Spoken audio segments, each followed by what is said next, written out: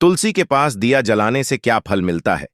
एक बार माता लक्ष्मी भगवान विष्णु से पूछती है, हे स्वामी, तुलसी के पास दीपक जलाने का क्या महत्व है और रोज शाम को तुलसी के पास दीपक क्यों जलाया जाता है? इससे मनुष्य को कौन सा फल प्राप्त होता है? तुलसी के पास दीपक जलाने की विधि क्या है तथा दीपक जलाते समय कौन से मंत्र का उच्चारण करना चाहिए? कृपया आप मुझे विस्तार से बताइए। तब भगवान विष्णु कहते हैं, हे देवी, आज आपने समस्त मानव जाति के कल्याण के लिए बहुत ही महत्वपूर्ण प्रश्न किया है। आपके इस प्रश्न का उत्तर देने से पूर्व मैं आपको एक प्राचीन कथा सुनाता हूं, जिससे आपको आपके सभी प्रश्नों के उत्तर मिल जाएंगे। इसलिए आप इस कथा को ध्यानपूर्वक सुनिए। इस कथा को ध्यान से पूरा सुनने मात्र से ही मनुष्य को 100 वर्षों तक तुलसी के पास दीपक जलाने का पुण्य प्राप्त होता है। फिर माता लक्ष्मी कहती हैं, हे स्वामी, मैं इस कथा को सुनने के लिए उत्सुक हूं। कृपया आप इस कथा को सुनाना प्रारंभ कीजिए। तब भगवान विष्णु माता लक्ष्मी को वह कथा सुनाने लगते हैं। हे देवी, पूर्व काल की बात है। दक्षिण दिशा में तुंगभद्रा नाम की एक बहुत बड़ी नदी है।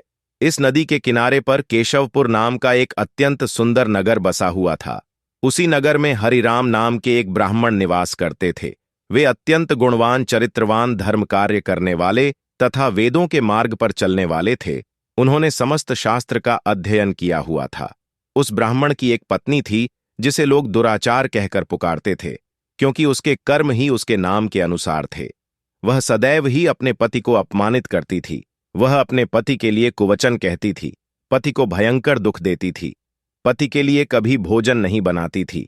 उसने अपने पति के साथ कभी शयन नहीं किया, कभी उसके साथ प्रेम से व्यवहार नहीं किया। पति के मित्र परिवार के लोग घर पर आते तो वह उनको अपमानित करके भगा दिया करती थी और स्वयं काम भाव से उन्मत्त होकर निरंतर अन्य स्त्रियों के साथ घूमा करती थी। उसका मन पति को छोड़कर पराये पुरुषों में लगा रहता था। उसने कभी अपने पति से प्रेम से बात नहीं की, किंतु पराये पुरुषों के संग बैठकर बातें करती थीं। पराये पुरुषों को मोहित करने के लिए सज धज कर गांव में घूमने जाया करती थीं। कभी वह वन में किसी वृक्ष के नीचे खड़ी रहकर सुंदर पुरुषों की राह देखने लगती और किसी दुष्ट पुरुष को मोहित करके उसके संग भोग विलास किया करती थी। फिर एक दिन वह दुराचार स्त्री वन में जाकर एक वृक्ष के नीचे खड़ी हो गई। उसका चित्त काम से भरा हुआ था। वह किसी सुंदर कामी पुरुष की राह देख रही थी, किंतु बहुत समय निकलने के बाद भी उस स्थान पर कोई पुरुष नहीं आया।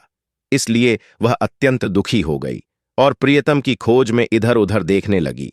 उस दिन उसका सारा परिश्रम व्यर्थ हो गया। वहां पर खड़ी होकर वह भिन्न भिन्न प्रकार की बातें कहकर विलाप करने लगी। हाय हाय, आज तो इस मार्ग से कोई भी सुंदर पुरुष नहीं आया। अब मैं कैसे अपने काम वासना को शांत करूं? आज की रात कैसे बीतेगी? वह जोर जोर से विलाप करने लगी। उस जंगल में एक भयानक शेर निवास करता था। उस पापिनी स्त्री की आवाज सुनकर वह जाग गया और उछलकर उस स्त्री का भक्षण करने के लिए उसके पास आ गया। उस भयंकर शेर को देखकर उस स्त्री के पसीने छूटने लगे। वह भय से थर थर कांपने लगी। वह स्त्री कुछ करती, इतने में ही उस शेर ने अपने पंजे से उसे घायल कर दिया और वह स्त्री जमीन पर गिर पड़ी। जमीन पर गिरते ही वह स्त्री चिल्लाते हुए बोली, अरे शेर, तू किस लिए यहां पर आया है? मुझे क्यों मार रहा है? मैं यहां पर अपने प्रियतम को खोज रही हूं।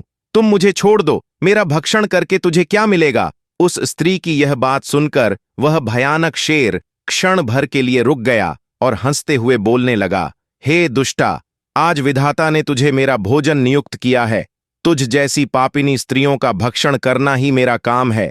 तभी तुझे इस शरीर से मुक्ति मिलेगी। वह स्त्री कहने लगी, हे शेर, तुम कौन हो? मुझे सच सच बताओ, तुम्हें किस कारण से शेर की योनि में जन्म लेना पड़ा और तुम मुझ जैसी स्त्रियों का भक्षण क्यों करते हो? पहले मुझे सारी बात बताओ और फिर मेरा भक्षण करो। फिर शेर कहने लगता है, हे पापिनी, मैं तुझे मेरे पूर्व जन्म का किस्सा सुनाता हूं, किस कारण से मुझे शेर बनना पड़ा। पूर्व काल में दक्षिण देश में एक नदी थी। उस नदी के तट पर एक नगरी बसी हुई थी। उस नगरी में मैं निवास करता था। मैं एक ब्राह्मण का पुत्र था और नदी किनारे बैठकर यज्ञ आदि कार्य किया करता था। मैंने उस जन्म में अनेक पापियों के लिए यज्ञ किया, उन पापियों के घर का भोजन किया। मैंने धन के लोभ से अनेक पापियों के लिए कार्य किया, जिन वस्तुओं का दान ब्राह्मण को नहीं लेना चाहिए उन वस्तुओं का दान भी मैंने ग्रहण किया और दूसरों से धन लेता था, लेकिन कभी वापस नहीं करता था। इस प्रकार से पाप करते हुए मुझे बहुत साल बीत गए और मैं बूढ़ा हो गया। मेरे बाल सफेद हो गए, आंखें सूज गईं, मुंह के सारे दांत गिर गए, लेकिन फिर भी मेरी दान लेने की आदत नहीं छूटी और मैं पाप करता गया। फिर एक दिन मैं धन के लोभ से नदी किनारे गया और अन्य धूर्त ब्राह्मणों के साथ मिलकर हमने लोगों को ठगा, झूठ मंत्र वचन बोलकर हमने बिना विधि विधान के ही देवी देवताओं का पूजन किया और बहुत सारा धन दान में लिया। फिर उसी स्थान पर एक बीमार कुत्ते ने मेरे पैर में काट लिया और मैं मूर्छित होकर गिर पड़ा। उसी क्षण मेरे प्राण चले गए। फिर यम के दूत उस स्थान पर प्रकट हुए और मुझे पकड़कर यमपुरी ले गए। वहां पर यमराज ने चित्रगुप्त से मेरे कर्मों का लेखा जोखा निकालने के लिए कहा। फिर चित्रगुप्त कहने लगे, हे धर्मराज, इस ब्राह्मण ने घोर पाप किए हैं।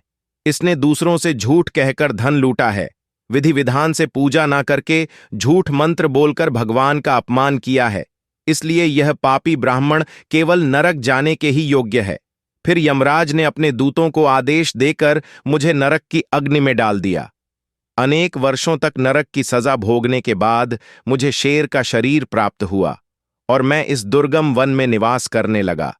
मैं अपने पूर्व जन्म के पापों को याद करके कभी महात्मा साधु पुरुष सती स्त्रियों का भक्षण नहीं करता हूं।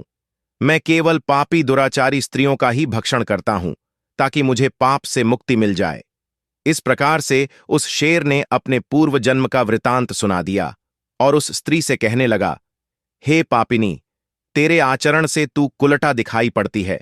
अपने पति को छोड़कर तू इस वन में अन्य पुरुष के साथ भोग विलास करने के लिए आई है, इसलिए आज तू मेरा भोजन अवश्य बनेगी। इतना कहकर उस बाघ ने अपने तीक्ष्ण नाखून से उस पापी स्त्री के टुकड़े टुकड़े करके उसे खा लिया। फिर उस स्थान पर यम के दूत प्रकट हुए और उस पापिनी स्त्री को उठाकर यमपुरी ले गए। वहां पर उसे यमराज के सामने खड़ा किया गया। फिर चित्रगुप्त ने उस स्त्री का लेखा जोखा निकालते हुए यमराज से कहने लगे, हे धर्मराज, यह स्त्री तो अत्यंत पापिनी है। इसने घोर पाप किए हैं। इसने व्यभिचार किया है। इसने अपने पति की कभी सेवा नहीं की। अपने पति को भूलकर पराये पुरुषों के संग भोग विलास किया करती थी। उसके पाप को सुनकर यमराज ने उस स्त्री को अग्नि से भरे हुए कुंडों में डालने का आदेश दिया। अनेक वर्षों तक उसे उस कुंड में पकाया गया। फिर उसे निकालकर दूसरे नरक में डाल दिया गया। इस प्रकार से उसे अनेक वर्षों तक अलग अलग नरकों में डालने के बाद वह महापाप स्त्री पुनः पृथ्वी लोक पर आकर चांडाल के रूप में उत्पन्न हुई। चांडाल के घर में जन्म लेकर वह फिर से अनेक पाप करने लगी। अनेक पापी पुरुषों के संग व्याभिचार करने लगी। कुछ समय बाद पूर्व जन्म के पापों के कारण उसे कोर का रोग हो गया और वह भयानक पीड़ा सहन करने लगी। उसका अंग अंग जलने लगा। उसके नेत्रों में पीड़ा होने लगी। इस दुख को सहन करती हुई वह दिन बिताने लगी। फिर एक दिन वह तीर्थ में स्नान करने के उद्देश्य से अनंतपुरा में चली गई। वहां पर वह एक आश्रम के बाहर निवास करने लगी। वहां उस आश्रम में एक तुलसी का पौधा था। अन्य स्त्रियों को वहां पर तुलसी के पास दीपक जलाते हुए देखकर उस पापी स्त्री ने भी वही किया। उसने तुलसी के पौधे के पास एक दीपक जला दिया। फिर उसी रात हृदयघात से उसकी मृत्यु हो गई और यमराज के दूत उसे ले जाने के लिए वहां पर प्रकट हुए। जैसे ही यम की दूत उस पापी स्त्री को पाश में बांधकर ले जाने लगे, तभी भगवान विष्णु के दो पार्षद उस स्थान पर प्रकट हुए और उन्होंने उन दोनों को रोक लिया और कहने लगे, हे दूतों, इस स्त्री को तुम छोड़ दो। यह स्त्री नरक जाने के योग्य नहीं है। तुम किसके आदेश से ऐसा अधर्म कर रहे हो? फिर यम के दूत कहने लगे, हे पार्षदों, हम यमराज के आदेश से इस पापी स्त्री को उठाकर ले जा रहे हैं, किंतु आप हमें किस कारण से रोक रहे हैं? यह श्री अत्यंत पापी है। इसे नरक में ले जाने की आज्ञा मिली है। फिर पार्षद कहने लगे, हे दूतों, यह श्री तो विष्णु भक्त है। यह नरक जाने योग्य नहीं है। इसने शाम को तुलसी के पास दीपक जला है। इसी कारण से इसके समस्त पाप नष्ट हो गए हैं।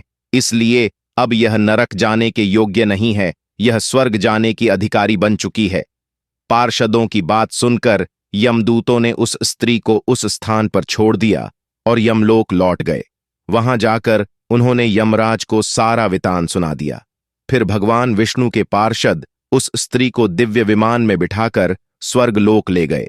भगवान विष्णु कहते हैं, हे देवी, इस प्रकार से तुलसी के पास केवल दीपक जलाने मात्र से ही मनुष्य के सभी पाप नष्ट हो जाते हैं।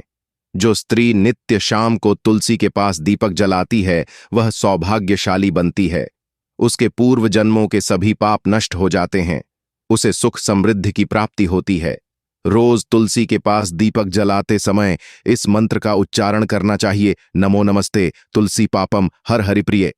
तुलसी श्रीर महालक्ष्मीर विद्या विद्या यशस्विनी धर्म्या धर्मानना देवी देवी देवमन प्रिया लभते सुतराम भक्तिमंते विष्णुपदम लभेत, जिसका अर्थ होता है विष्णु प्रिय तुलसी, मैं आपको नमन करती हूं, आप मुझे उच्च बुद्धि दो।